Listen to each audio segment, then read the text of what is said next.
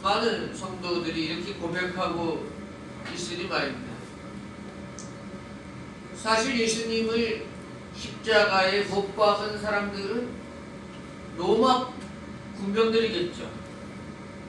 또 예수님을 십자가에 못 박도록 제일 강요하고 주장한 사람들은 유대 대제사장들과 바리새인 등의 유대인들이 더 강요했던 사람들이지, 빌라도는 중간에 아주 난처해하던 사람이에요. 빌라도는 개인적으로 예수님이 무죄라 하는 사실을 믿었고, 그가 또 하나님의 아들일지도 모른다는 반신반의를 하고 있던 사람이에요. 그러나 유대인들이 스스로 왕이라고 자처하는 자를 사형시키지 않으면 당신은 로마 황제의 충신이 될 수 없다. 왕은 오직 로마 황제밖에 없다. 이런 유대인들의 협박에 굴복해서 재판석에 앉아 예수님께 사형 처하도록 언도한 사람이 빌라도인 것입니다. 결국에 그는 로마와 유대인들 사이에서 자기는 살아남으려고, 그렇다면 그 책임을 유대인들 너희들이 져라 하고 쏙 빠지려고 했지만, 실제로 그는 예수님을 살릴 수도 있고 죽일 수도 있는 실제적인 책임자였기 때문에 오늘날까지 계속해서 빌라도가 예수님을 십자가에 못 박았다고 그렇게 고백하고 있는 것입니다. 그는 주 35년, 그러니까 예수님이 십자가에 달리시는 사건이 있은 지 약 5년 정도 지나서 황제 디베리우스에 의하여 다시 소환되고 곧 낙향에서 죽고 마는 인생으로 끝난다. 참으로 불쌍한 인생이라고 할 수 있죠. 오늘 본문 16절에 이렇게 기록하고 있습니다. 빌라도가 이에 예수를 십자가에 못 박도록 그들에게 넘겨주니라. 여기에서 그들이란 넓은 의미에서는 예수님을 고발하여 죽이려고 하는 대제사장과 유대인들에게 넘겨줬다는 것이고, 좁은 의미로는 빌라도의 선고에 따라 예수님을 십자가로 끌고 가라고 로마 군병들에게 시켰다 하는 뜻이 담겨져 있겠죠.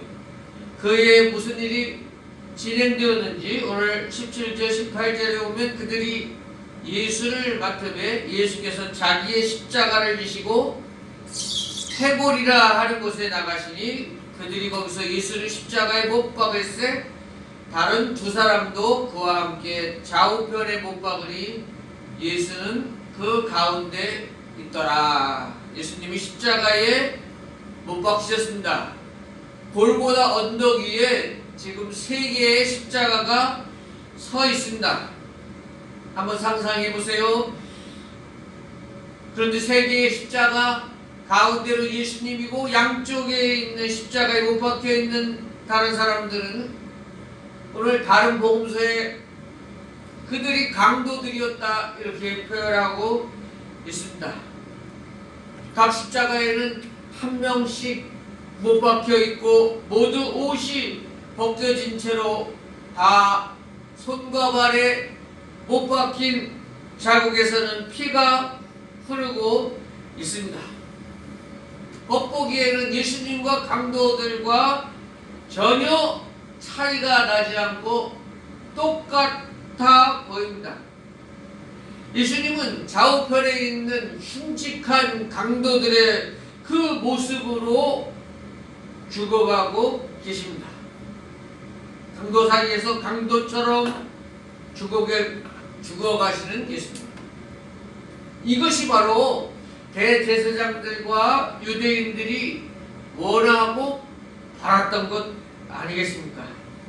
어디 감히 갈릴리 나사렛 출신인 지방 출신인 주제에 자기가 하나님의 아들이라고, 자기가 하나님이라고, 유대인의 왕이라고, 그런 신성모독하는 저런 자는 저렇게 강도같이 죽어 마땅하지.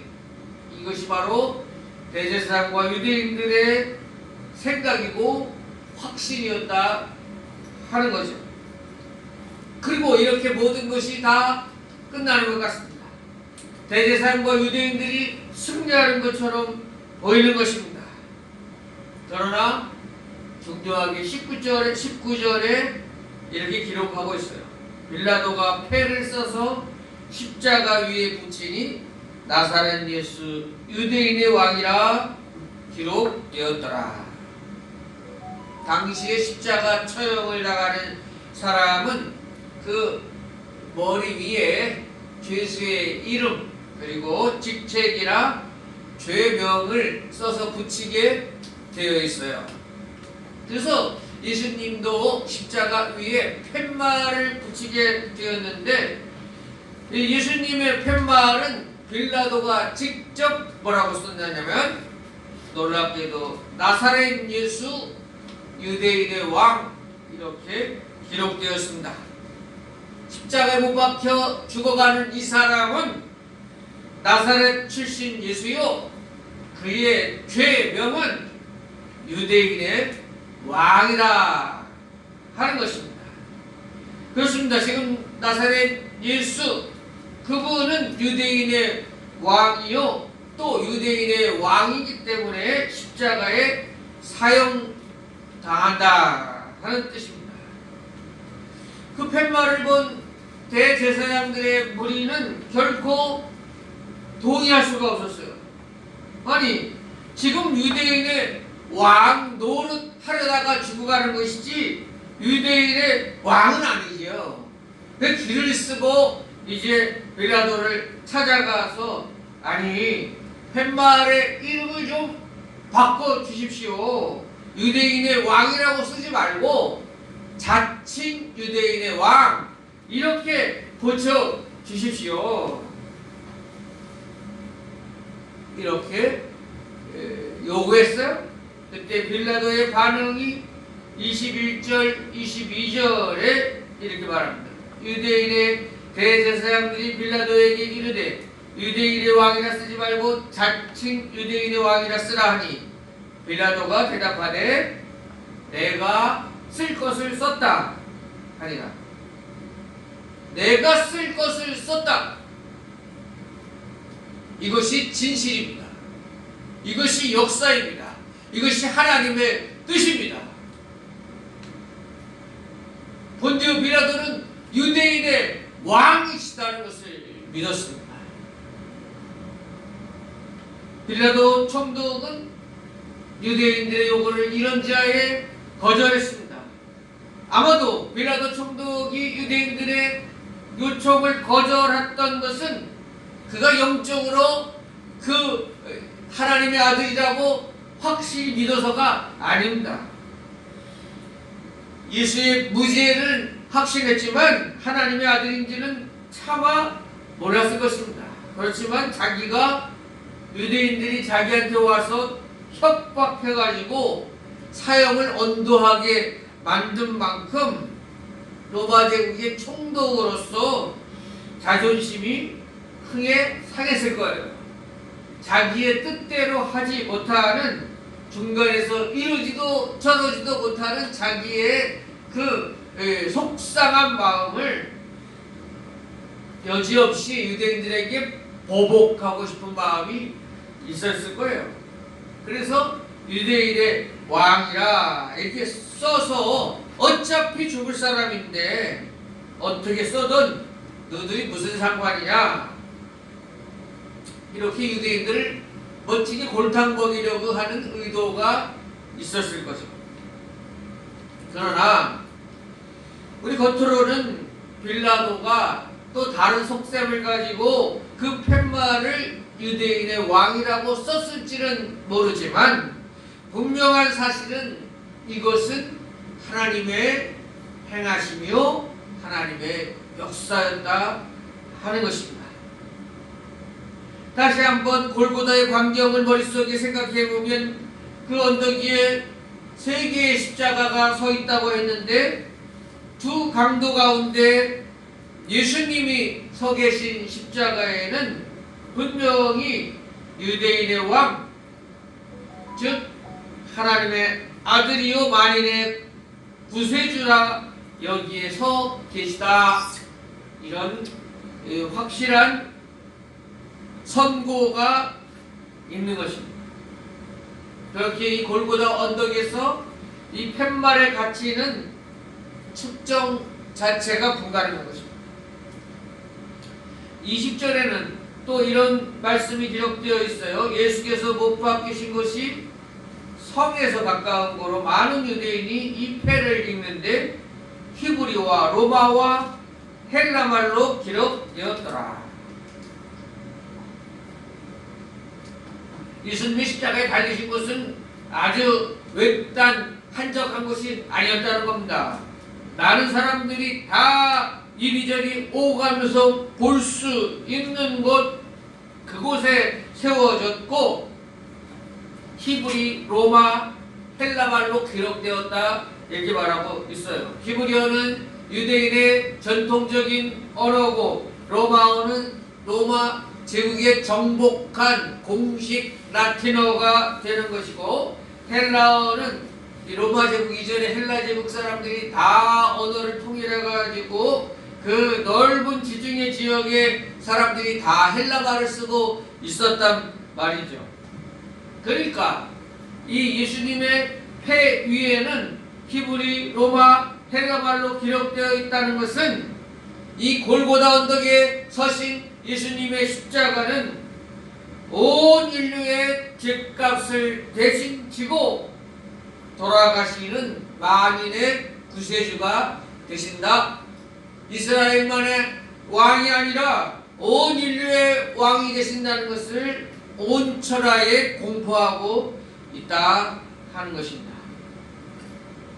이 팻말로 인해 가깝게는 바로 옆에 있는 강도들과 구별되었고 넓게는 자기의 죄로 자기의 흉악한 범죄로 죽어가는 인간들과 구분되었고 죽음을 깨뜨리고 다시 영원히 부활하실 주님을 증명하는 팻말이 되었다는 것입니다. 본문이 말하고 있는 바 유대인의 왕이란 바로 영원하신 하나님 나라의 왕이심이기 때문에 이 팻말의 말로 예수님께서 주신 하나님의 위대한 선물이 아닐 수 없습니다. 17절 한번 보시면 그들이 예수를 맡으면 예수께서 자기의 십자가를 지시고 해골, 히브리 말로 골고다 하는 곳에 나가십니다. 자, 본문의 장면도 재판석에 앉은 빌라도의 총독이 예수님에게 십자가 사형을 선고했어요. 이내 로마 병사들이 예수님을 끌고 나갑니다. 그리고 예수님 어깨 위에 무거운 십자가를 지은 후에 언덕까지, 골고다 언덕까지 끌고 갑니다. 그런데 놀랍게도 예수님께서 자기의 십자가를 지시고 라고 하는 이 지시고의 동사가 바스타조라고 수동형이 아니고 능동형으로 사용된 단어입니다. 다시 말해서 예수님께서 십자가를 로마 군병들이 지워주었기 때문에 어쩔 수 없이 억지로 메고 간 것이 아니라 때가 되면 예수님 스스로 져야 할 십자가를 자발적으로 지고 나가셨다는 의미가 있다는 것입니다. 본문의 십자가를 지고 골고다로 나오셨다 동사가 역시 능동역으로 사용되고 있습니다. 비록 십자가를 지신 예수님께서 도중에 힘이 붙여서 넘어지시기도 하고 그래서 다른 복음서에는 구련의 시몬의 도움을 받기도 하면서 정말 골고다까지 올라가셨지만 그 과정 가운데는 가기 싫은데 어쩔 수 없이 끌려가는 모습이 아니고 자진해서, 친히 자진해서 죽음에 골고다 언덕으로 나가셨다 하는 것입니다. 이것이 참으로 귀한 메시지가 아닐 수 없습니다. 예수님께서는 빌라도가 사형을 선고했기 때문에 로마 군병들의 폭력에 굴복하여 원하지 않는 십자가를 어쩔 수 없이 지고 가신 것이 아니라 오직 그 길만이 온 인류를 죄와 죽음에서 구원하시는 하나님의 방법이시기 때문에 예수님은 하나님의 뜻에 순종하여 그 길을 자발적으로 기꺼이 지고 가셨던 것입니다. 그리고 바로 그때 하나님께서는 그 예수님께 유대인의 왕이라는 팻말로 선물을 해주고 계신 것입니다. 마태복음 6장 33절 너희는 먼저 그의 나라와 그의 의를 구하라 그리하면 이 모든 것을 너희에게 더하시라 말씀하고 있습니다. 사람들은 다 자기의 욕망을 먼저 구합니다. 무엇보다 자기가 가지고 싶은 것, 되고 싶은 것, 자기의 욕망을 쫓고 따르는 인생이 많습니다. 그 결과 많은 것을 소유하기도 하고 잠시 정상에 올라가기도 하고 수많은 명예와 쾌락을 얻기도 합니다. 그러나 결국엔 그것 때문에 화를 당하는 사람이 많습니다. 지금 세상을 온통 뒤흔들고 있는 여러 크고 작은 사건들은 먼저 자기 욕망을 구한 그런 결과인 것입니다. 예수님께서는 그 순서를 바꾸라고 말씀하십니다. 너희는 먼저 하나님 나라와 그의 의를 구하라는 것입니다. 먼저 하나님과 바른 관계를 맺고 그분의 법도를 따라 살라는 것입니다. 그때 하나님께서는 우리에게 필요한 모든 것을 책임져 주신다 하는 것입니다.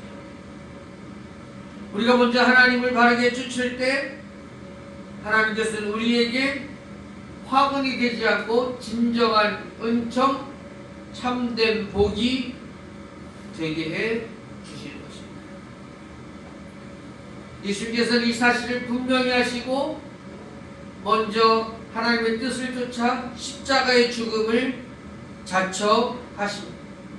그리고 하나님께서는 예수님을 책임져 주셔서 만왕의 왕으로 영원한 생명의 부활주로 세워주고 계신 것입니다.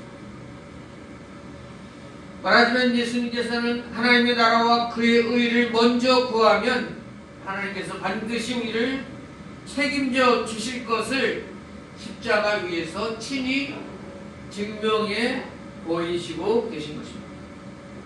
그렇습니다. 예수님은 그 무거운 십자가, 보통의 십자가를 기꺼이 자발적으로 지셨습니다. 또 하나님께서는 그 아들을 십자가의 자리에 내어놓기까지 우리를 사랑해 주셨습니다. 우리가 누구인데, 우리가 무엇인데 이렇게 사랑을 베풀어 주십니다. 하나님이 우리를 사랑하시기 때문입니다. 왜 하나님이 나를 사랑해 주시지? 왜 하나님이 나를 사랑하시지? 이것에 대해서 의문을 갖고 해답을 구할 때에 감격하지 않을 수 없어요. 왜? 도대체 하나님이 나를 사랑하실 이유가 없는 겁니다. 내가 하나님의 백성으로 지금 신앙생활하며 살아가는데 내 스스로 돌이켜봐도 내 못난 성품, 이기적인 생각, 여러 가지 성품을 따져볼 때 내가 도대체 하나님의 은총을 받을 자격이나 요건을 갖추지 못했다는 것이 도리어 하나님의 자녀가 되었다는 데 놀라운 감사와 감격이 있는 겁니다. 이 벌어지만도 못한, 이 짐승만도 못한 그런 나를 사랑해 주셔서 하나님의 자녀가 되게 주시다니. 하나님이 우리를 사랑하시기로 선택하십니다. 자기 자녀가 물속에 빠져있든지 불속에 갇혀서 소리칠 때 그 부모는 자기가 수영을 잘하는지 불속의 자녀를 안전하게 구해냈는지 그것을 판단하지 않습니다. 물속에라도 불속에라도 먼저 뛰어들어가는 것이 부모의 마음입니다.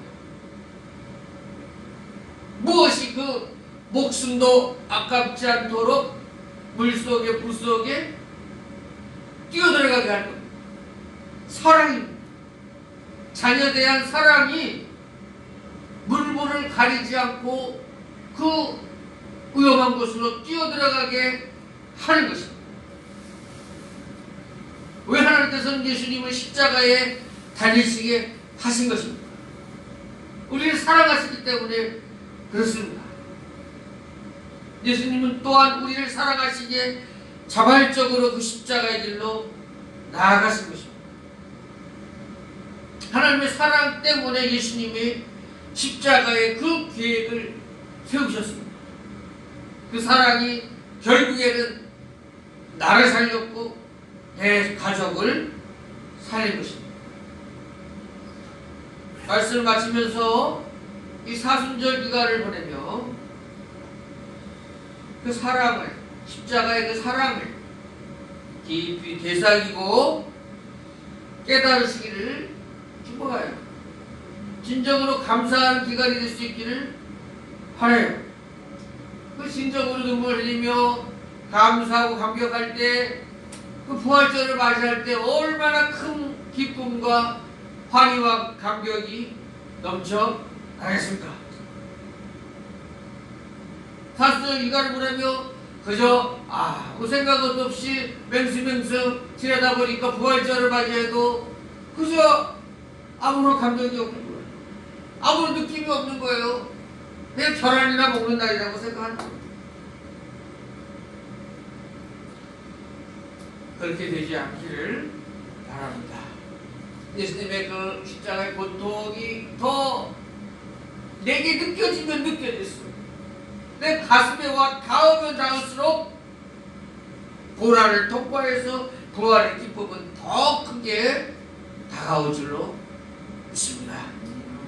네, 그런 축복이 여러분 가운데 있기를 바랍니다. 합심해서 기도하겠어요. 유대인의 왕, 아니 온 인류의 왕